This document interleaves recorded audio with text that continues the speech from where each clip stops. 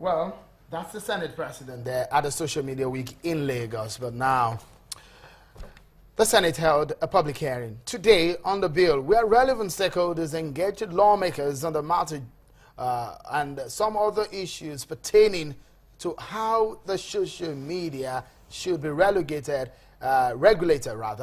or monitored. Well, joining us to discuss the issues raised as a commissioner at the Nigerian Law Reform Commission, Chibueze Okori, who joins us from Abuja studio. Many thanks for coming on the program. But let's start the conversation now. There are a lot of issues raised at that particular public hearing, which was an invitation for you to have a deeper understanding into what the National Assembly wants in that particular bill.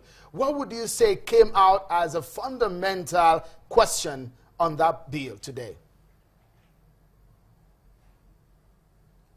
Well, basically, thank you very much. Basically, there were the bill has three aspects. Of course, it has been, some people view it as anti-media bill. And that is because of the third aspect of the bill. But apart from the third aspect of the bill, which in effect censors social media to an extent, there are two other aspects of this bill. The first aspect is the prevention of frivolous petitions. Now, this bill seeks to make it impossible for you to make a complaint or send a petition or a statement, except such a statement or complaint is accompanied by a court affidavit. And that court affidavit has to be sworn in a high court.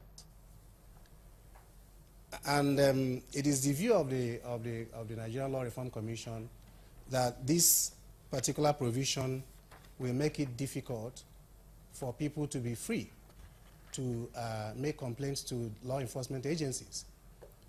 And it is our view that in view of the government's stance on anti-corruption, it is not advisable to difficult for citizens to ventilate. People should be free to make reports to law enforcement agencies and leave the discretion to law enforcement agencies to determine whether a petition is frivolous or not. But the bill as it is would even make that impossible in the first place for you to even report to the law enforcement agencies. The second aspect of that bill deals with prevention of malicious and inciting publication. In other words, the bill makes it an offense for you to publish malicious or inciting materials. And this aspect of the bill, the Commission is of the view that it is already covered by the extant laws. There are several provisions of the Criminal Code and of the Penal Code. For example, Section 60, Section 373 to Section 376 of the Criminal Code.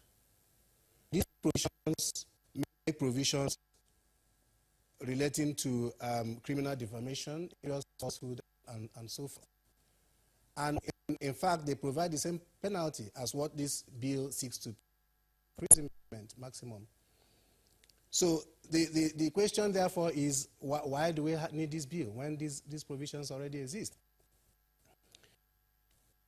Okay. The third aspect of this particular law, I don't know if you can. Sure, go ahead, please. The third aspect of this particular aspect of this law relates to social media. All right, I guess we're having some technical issues there. But for a moment, let's hear from another person, maybe before the end of that conversation, we'll be able to return to Mr. Okori in our Abuja studio. Yemi Adamalekun, the Executive Director of Enough is Enough Nigeria, an NGO in Nigeria, joins us on telephone from Abuja. Thank you so much, Yemi, for coming on the program. Tell us, you have been at several fora where they've discussed the issue of social media. The third aspect of that bill, which is the one that is generating a lot of controversy, fears are that maybe social media users can be Do you think that there is any political undertone to this bill, Yemi? Well, it comes across that there is, because this is not the first time there's been some conversation around controlling social media. I think under the 7th Assembly, there was some discussion around social media being censored, people saying things out of turn. But what came across, at least for us from the public hearing, was that there was sort of a clear misunderstanding with the lawmakers around basically how social media works.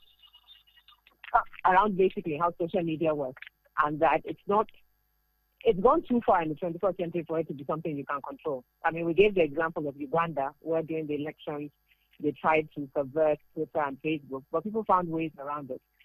And as we said at the public hearing, there's no way you block access to public information. You basically create a black market for public information, and people will find the information and share the information through other means.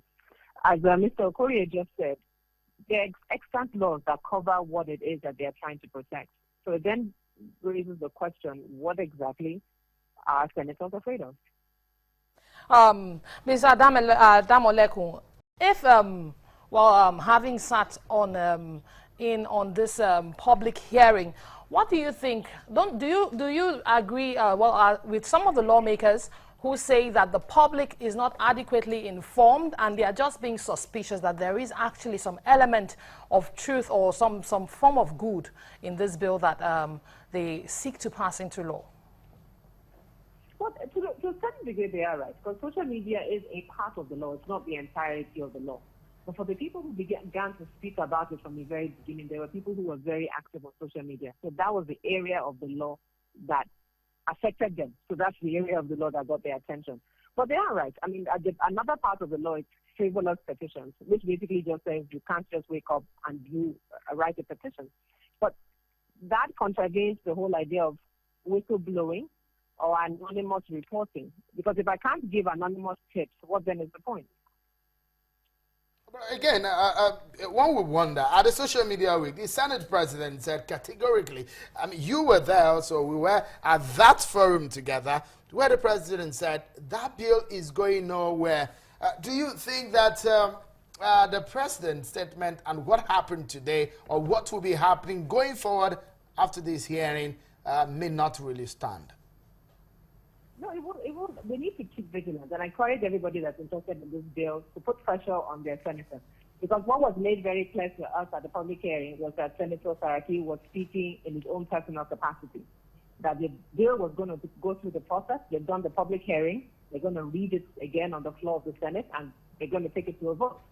So I want to encourage every citizen that's interested in this, be you online media, traditional media, if this affects you in any way, please put pressure on everybody that represents you, and then let them know clearly that this bill has no place in a 21st century democratic Nigeria.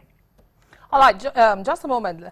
I think about a week ago, the Minister for Information actually said that the social media in Nigeria should actually we should look more in the direction of self-regulation. How ready is Nigerian public, or how prepared is Nigerian public to handle the social media or to participate on the social media platform and regulate itself? I think it's a valid point. And I think, in Abuja this week, there's an internet rights conference that talks not only about your rights on the internet, but also talks about your responsibilities. So as with anything, there's a responsibility that comes with any platform. Channels as a medium exercises responsibility in what it puts out. And everybody should do that. But the point is, for people who choose not to self-regulate, there are existing laws that make it illegal, and that there are penalties associated with that. So I think people should just focus on that. I mean, one of the things the senators made very clear is that, unfortunately, if I present a frivolous petition, by the time it's found out that it's false, there's some public damage to your image or your reputation, and a lot of people are not interested after that in pursuing legal action. Well, it's unfortunate, but the truth is, the option exists for you to pursue legal action. So there's nothing this bill is going to add to what's already on the floor. All right, thank you so much, Yemi Adamolekun, Executive Director of Enough is Enough, talking to us there. We get some more other perspectives to this matter. A lot of people are saying, well, what some of the politicians used to getting into office during the electioneering period be used against them. That's one of the fears about this petition. That's next on the program. Yes, indeed. The social media, the anti-social media bill, and the it's actually known as the frivolous petitions bill. But those who do not support it call it the anti-social media bill. That's what we're discussing on Politics Today. Join me again after this time out.